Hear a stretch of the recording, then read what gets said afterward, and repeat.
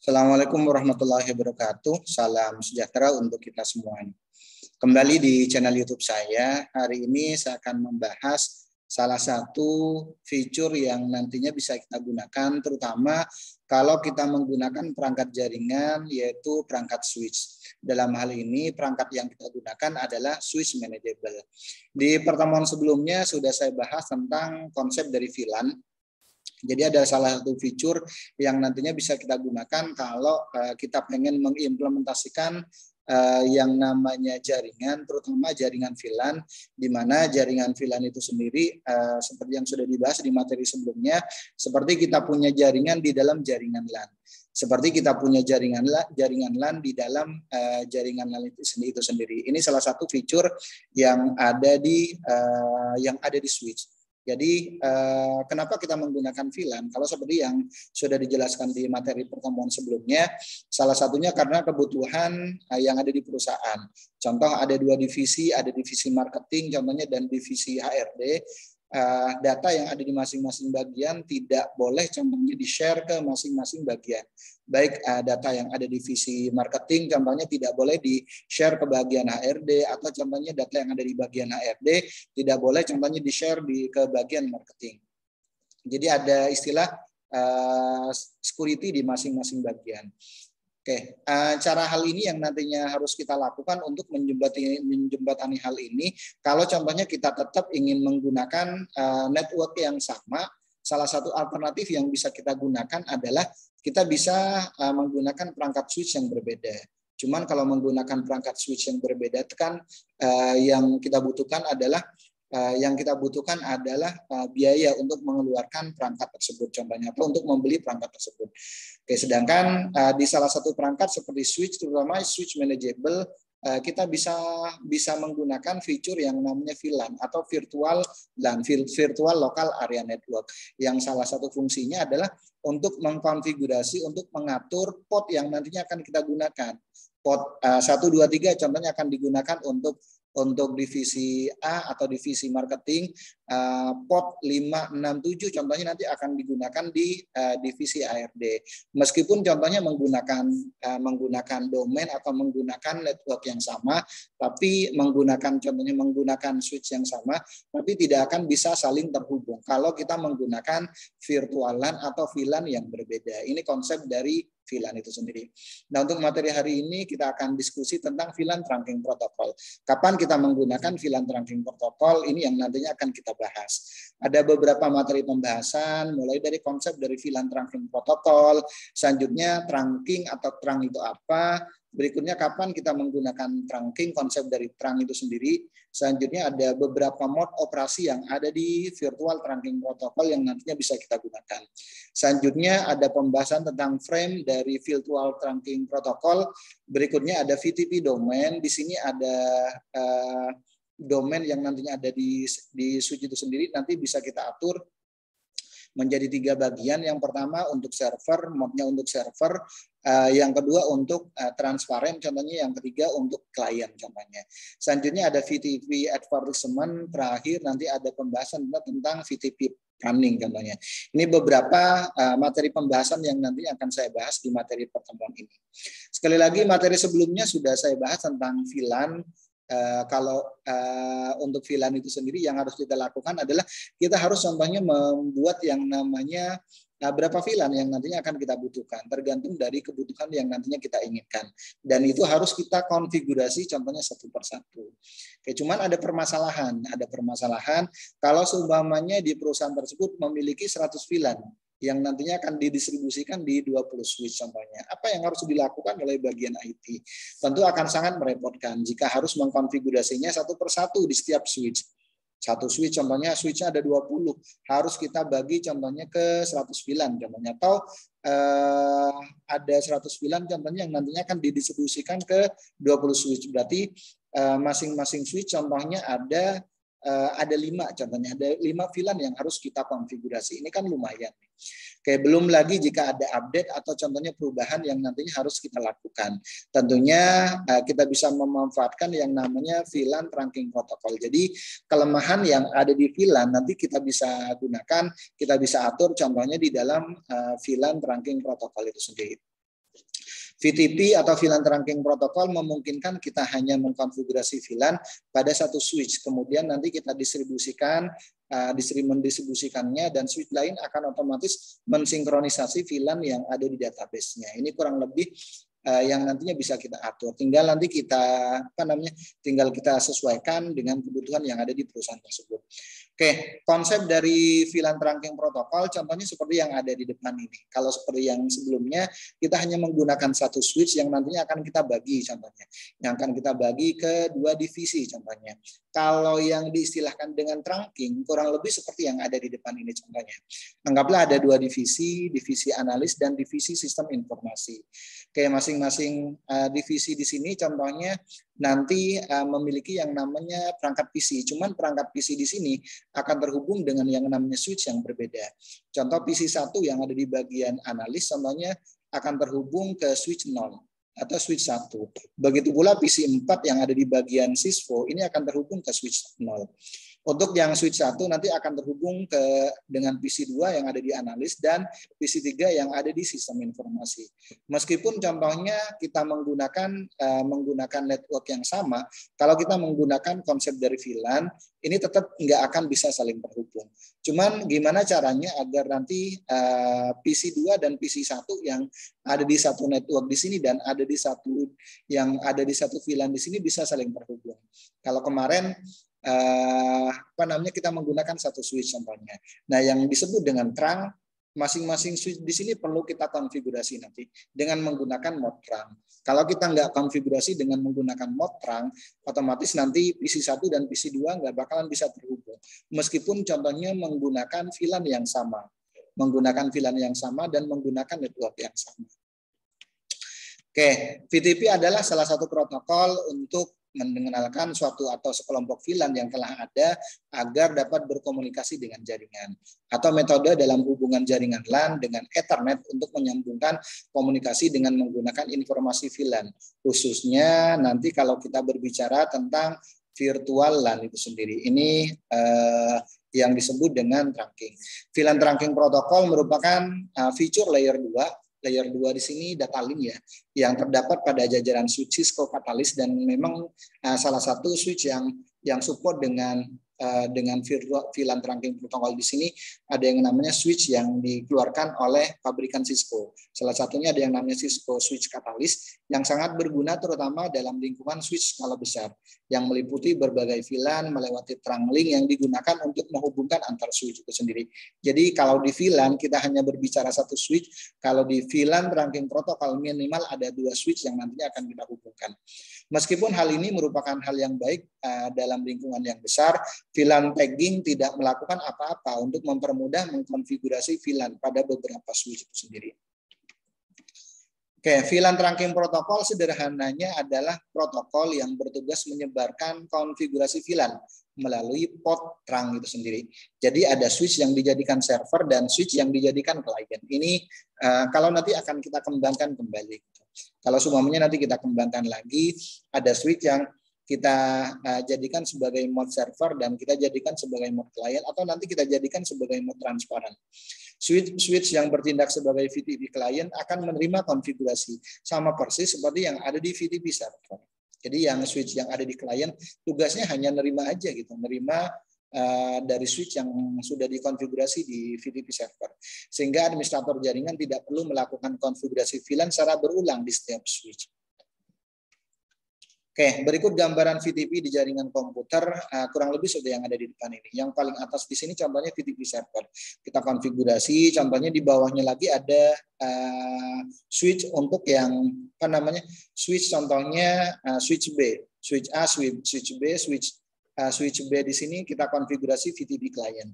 Selanjutnya switch C kita konfigurasi VTP client, VTP transparan. Selanjutnya di bawahnya lagi ada switch untuk VTP client dan VTP client. Nah, agar nanti switch yang ada di switch A dan switch B tidak perlu kita konfigurasi lagi, nanti kita atur contohnya kebutuhannya untuk yang VTP server. Selanjutnya mode-nya kita atur untuk yang mode trunk, salah satunya seperti itu.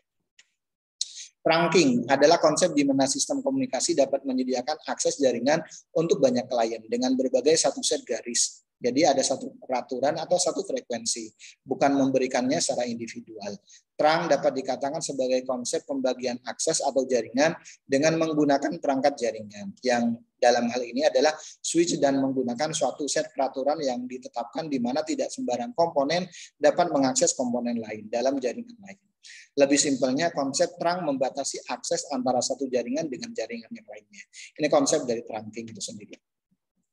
Trunking adalah mekanisme yang digunakan untuk membentuk sebuah internet network atau internet yang biasanya terdiri dari jaringan LAN, VLAN contohnya, virtual LAN atau jaringan wide area network. Switch saling berhubung untuk membangun jaringan ini menggunakan trunk. Oke, trunk tidak terbatas pada media apapun karena tujuan utamanya adalah untuk memaksimalkan bandwidth yang tersedia di semua jenis jaringan. Ini tujuan dari trunking salah satunya. Jaringan Cisco memiliki port trunk dan akses port yang nantinya bisa digunakan. Port trunk memungkinkan traffic dilakukan untuk semua VLAN atau salah satu VLAN saja. Akses port di sini bagaimanapun memungkinkan traffic untuk dibawa ke VLAN yang ditentukan saja. Port trunk menggunakan proses tagging saat membawa data. Setiap tag dicentang oleh switch untuk menganalisis switch mana yang akan menerima traffic. Analoginya, switch nanti akan bekerja kurang lebih seperti ini. Akses port tidak memiliki tag karena mereka membawa atau mengirim data ke VLAN tertentu. Kayak kapan kita menggunakan trunk? Yang pertama, misalkan ada sebuah gedung yang mempunyai 2 lantai dan masing-masing lantai ada switch-nya. Di satu lantai tersebut mempunyai satu switch. Kemudian kita ingin komputer yang ada di lantai 1 bisa terhubung ke komputer yang ada di lantai 2 contohnya. Pada kondisi seperti inilah trunking nanti bisa dibutuhkan. Jadi switch yang berada di lantai 1 ditrunk ke switch yang ada di lantai 2. Ini contohnya yang nantinya bisa kita lakukan. Begitu juga dengan switch yang ada di lantai 2, nanti kita trunking ke switch yang ada di lantai 1. Sederhananya, trunk di sini bisa disebut dengan jembatan penghubung antara switch. Kalau contohnya nggak ada jembatan penghubung, contohnya kan kita nggak bisa lewat, kasarnya kayak gitu. Kalau kita pengen pergi dari satu daerah ke daerah yang lainnya. Oke, ada beberapa mode operasi yang ada di virtual trunking protokol, VLAN trunking protokol. Yang pertama kita bisa menggunakan mode server, yang kedua ada mode client, ketiga VTP transparan. Ini yang nantinya akan banyak kita gunakan, terutama untuk mengimplementasikan yang namanya VTP domain. Defaultnya switch nanti akan terkonfigurasi dengan mode server. Kalau kita nggak konfigurasi, ya otomatis defaultnya dia menggunakan mode server. Oke, selanjutnya ada pembahasan tentang VTP domain. VTP domain di sini kan nanti dibagi 3 bagian. Ada VTP server, ada VTP transparan, dan VTP client. Bedanya di mana?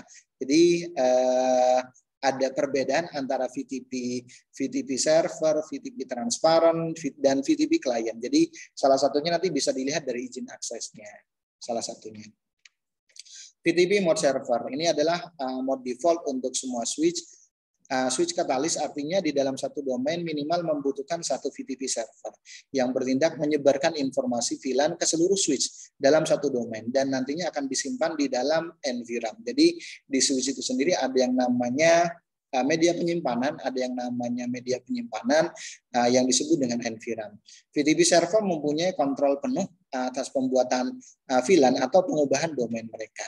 Semua informasi VTP nanti akan disebarkan ke switch lainnya yang terdapat dalam domain tersebut. Sementara semua informasi VTP yang diterima disinkronisasikan dengan switch lainnya. Secara default, switch berada dalam mode VTP server. Defaultnya untuk suatu switch, meskipun kita nggak konfigurasi untuk mode-nya, secara default ada di mode server.